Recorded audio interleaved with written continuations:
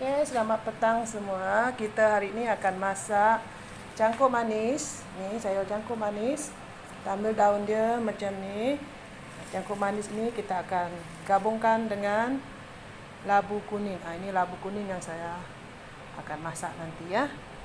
Oke, ini adalah bahan asas untuk sayur kita pada petang ini. Labu kuning dengan cangkuk manis ataupun manicai. Ni ya. Rempah-rempah yang kita akan gunakan ialah ni halia sebesar ni lada hitam sebab saya tinggal di Sarawak. Lada ini adalah benda yang wajib kami gunakan di sini sebab ini senang didapati. Okay, ini lada hitam fresh ataupun saya akan gunakan gabungkan dengan ini lada ni Sarawak pepper, Sarawak white pepper powder dia lah. Selain daripada itu, kita juga nak pedas sikit, saya tambahkan cili. Ini cili padi, saya tanam dekat luar juga. Ini juga hasil saya sendiri. Ini bawang merah. Bawang merah ni onions, ya, 2 cukup. Okey, ini beberapa ulas bawang putih. Ini saya letak ikan kusuk. Kami di sana panggil ni ikan kusuk. Okey, anchovies dalam bahasa Inggeris dia anchovies, ikan kusuk. Okey.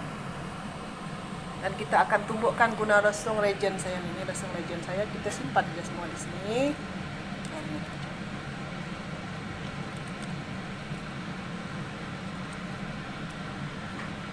Okey.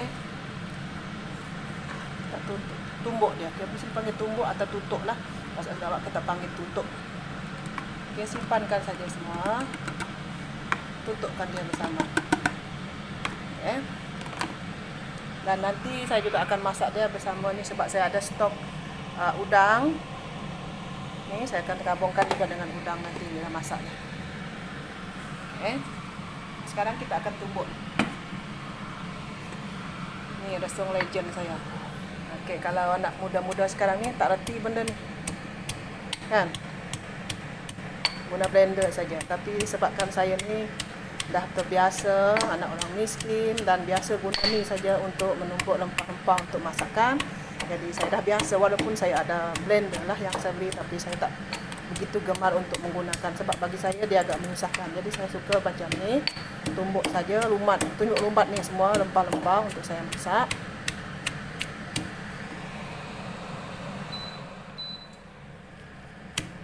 Okay.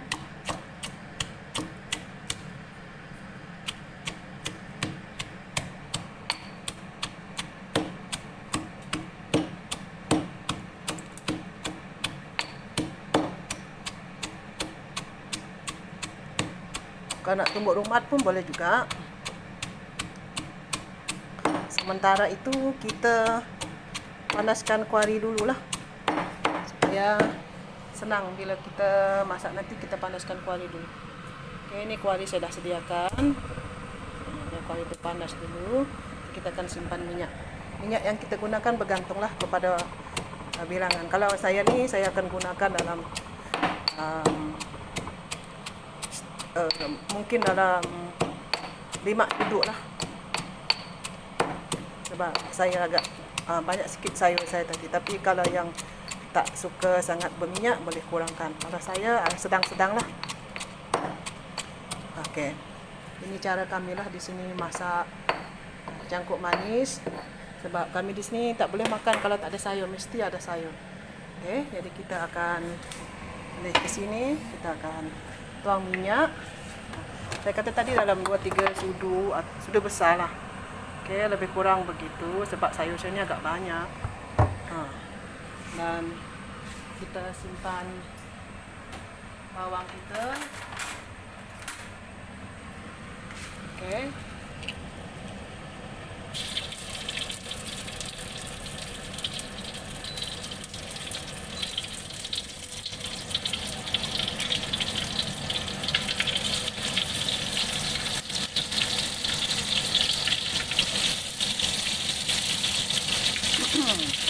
Dah berasap dah sebab tadi kita dah simpan cili kan.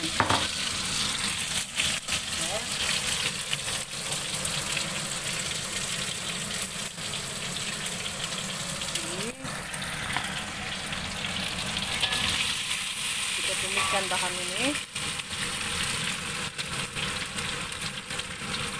Ya, tumiskan sampai bau harum.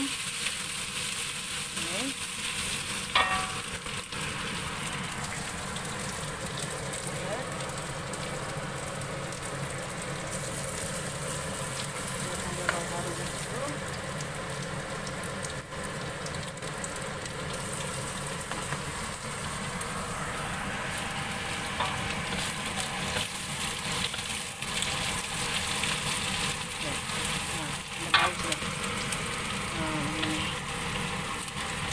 Harum bau dia, kita simpankan labu dulu sebab labu ni dia agak keras, jadi kita simpankan labu dulu.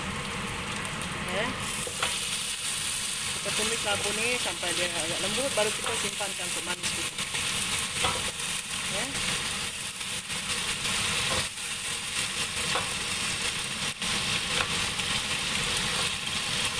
Kita gaulkan.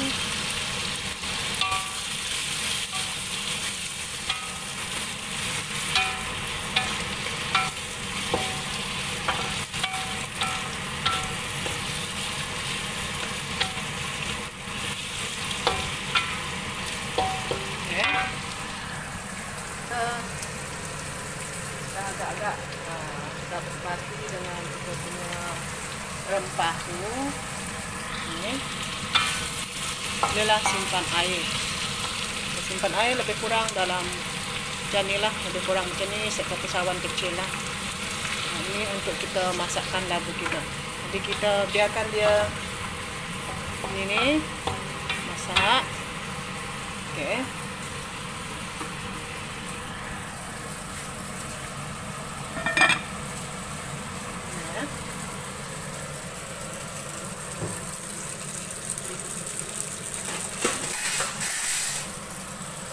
Kita tutup kuali kita dulu.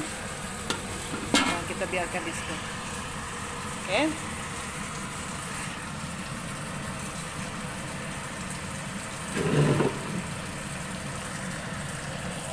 Biarkan dia mendidih.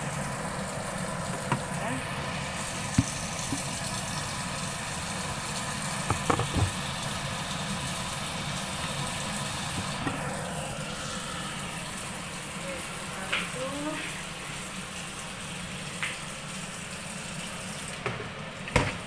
Kita tunggu dalam masa beberapa minit lah, dalam berkurang dalam 5-6 minit supaya dia masak.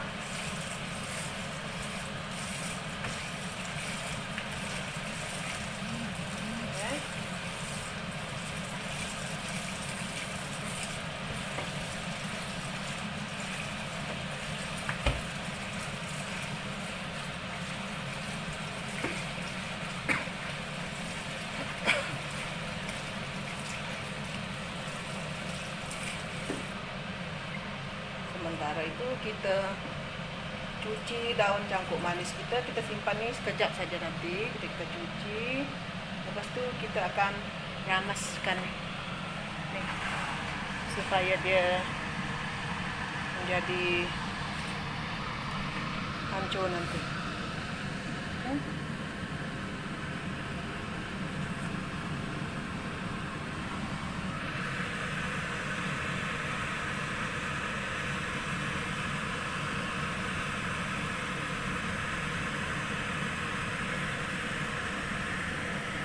Ini ya. Kita biarkan dulu kuah itu mendidih. Maksud saya sayur itu mendidih. Okay.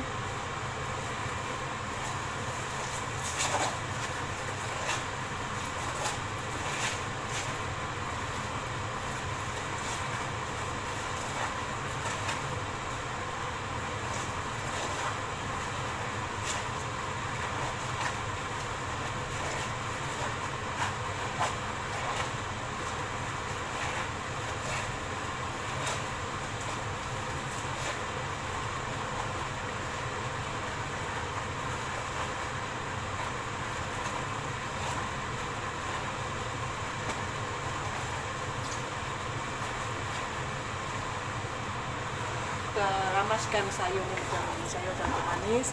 Kita ramaskan begini. Saya simpankan sedikit air senang supaya dia tidak senang kita hancurkan air sedikit. Nanti kita akan buangkan sedikit air ya supaya dia kering sedikit lah. Kalau nak ada airnya pun tak apa, tebak ini jadi sudah cuci bersih dan ini tak menjadi masalah kalau kita simpan sedikit air lah. Pastikan kita rampas dia begini. Atau air yang sedikit lebih ini kita buang.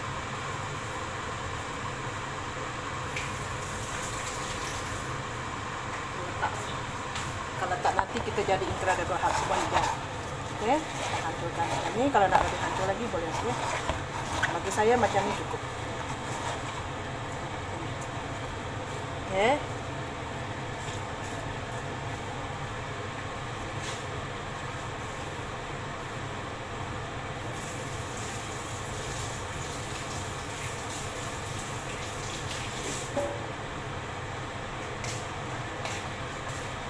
Oke, sekarang kita tengok kita punya tabung ini dah lembut dulu.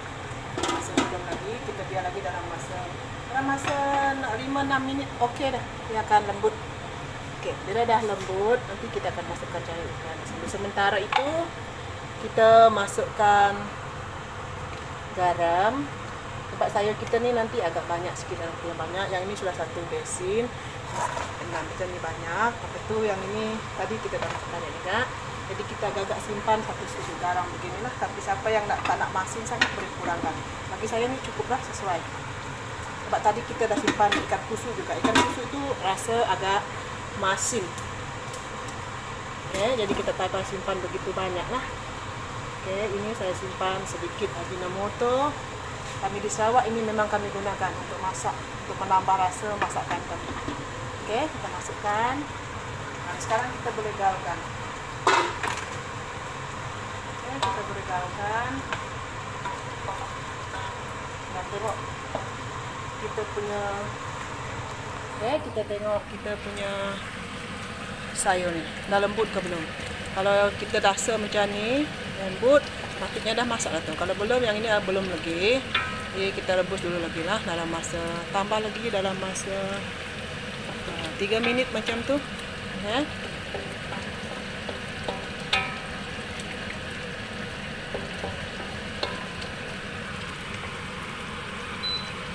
Oke, nah ni nampak.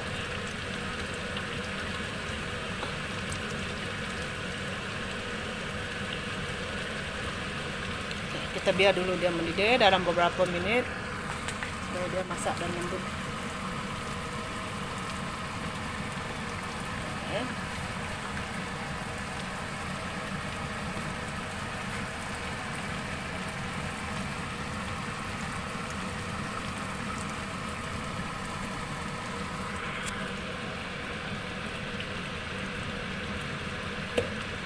Oke, dah hampir mau masak.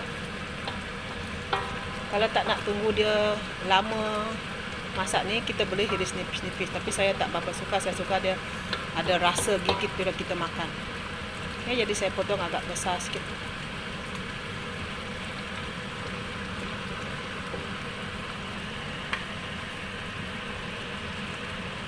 Kita biar dia mendidih macam tu.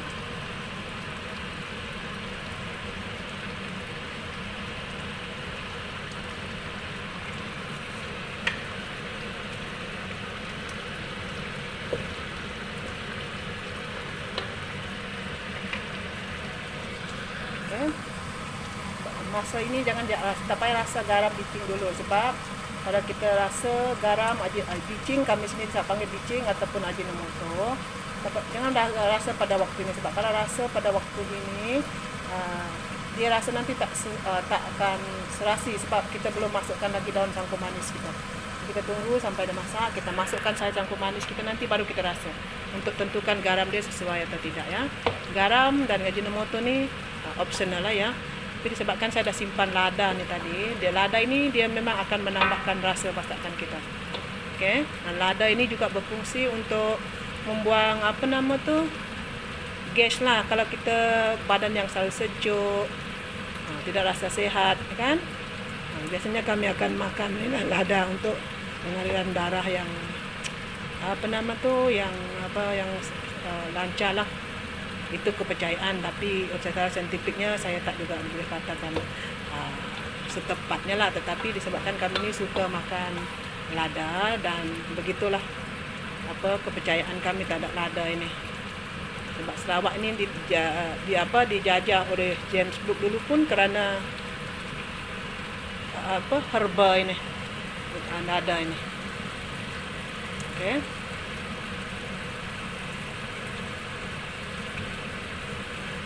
Dan setahu saya Sarawak ni saja yang menanam lada yang terkenal di seluruh dunia ni. Okey, jadi siapa-siapa yang nak rasa lada Sarawak, saya tunjukkan stok saya. Yang ini saya beli dari kawan yang bertanam lada sebab saya sendiri tak tanam. Jadi, saya beli dalam 1 kilo. Ini stok saya lada. Begini rupa dia. Ini lada yang saya simpan dah. Kalau simpan dalam bentuk macam ni tahan. Jadi bila kita nak pakai, kita tumbuk saja ataupun kita blender kan. Zaman sekarang dah ada blender, kita boleh blender jadi tepung lah. Dan kita boleh simpan dalam bekas. Tapi saya lebih suka simpan begini. Saya buat saya tumbuk ataupun kalau saya ada masa saya akan blenderkan dia, simpan dalam bentuk kuantiti yang cukup-cukup lah. Saya simpan ini sebagai stok lama. Kalau dia kalau agak tidak semau, kita masuk angin, kita boleh jemur pada tahan lama. Okey, sekarang labu kita dah masak. Kita masukkan sayur cangkul manis kita. Okey, masukkan sayur cangkul manis kita. Sayur cangkul manis ni sebab sayur kan cepat layu. Jadi kita tak boleh masak dia lama, tapi hilang khasiatnya. Okey. Kalau kita nak makan sayur ni untuk khasiat sayur itu sendiri. Cangkul manis ni dia bagi yang ada penyakit darah tinggi, rasanya tidak begitu direkomenkan lah untuk makan banyak sangat. Saya lupa kenapa, tapi kalau mereka yang ada ni lah, doktor biasanya nasihatkan mereka untuk biarkan dulu seketika untuk menghilangkan potasium kah? Saya pun lupa lah, sebab ini mengandungi banyak fiber dan potasium. Rasanya lah, jangan salahkan saya kalau saintifik saya, sains saya itu tidak begitu betul. Boleh google sendiri apa khasiat cangkul manis ini sebenarnya. Tapi sebab saya ni suka makan sayur hijau, kawan-kawan semua gelar saya ini macam kambing. Saya tak boleh kalau satu hari tak makan sayur hijau. Mesti saya nak makan sebab ini melawaskan proses. Awal pagi mesti mau tunggu ditandas. Kami panggil itu bicara dalam mahkamah. Lepas tu baru lega rasa badan sebab toksin-toksin dalam badan cepat keluar. Okey, begini rupa dia. Dah kita gaul macam ni dah. Jangan lama sangat lah. Dah macam ni okey dah. Kita rasakan. Cukup ke tak rasa masin, rasa apa? Rasa ni. Kita gunakan sendok ni lah. Rasa. Ngam. Tak masin. Cukup ngam-ngam rasa. So dalam masa ini padamkan api. Sebenarnya kalau saya masak sayur hijau, jangan padatkan dia macam ni. Kita buka sebab ini kalau wap dia panas nanti dia cepat hitam. Dia akan terlampau masak. So saya biasanya akan buat macam ni, biarkan proses pengeluapan itu jadi berlaku dan sayur kita akan tetap hijau. Macam ni. Okey, biarkan dia macam ni. Dan dia akan tetap hijau. Dia tak akan terlalu masak. Jadi sebelum dia terlalu masak, tutup api. Okey, semua. Okey, inilah sayur cangkul manis atau manicai masak labu kuning. Ini sangat sedap untuk dimakan. Okey. Okey, selamat mencoba semua. Kalau suka channel ini, jangan lupa subscribe ya. Nyeng Pikimel. Jumpa lagi dalam resepi masakan Borneo yang lain. Bye-bye.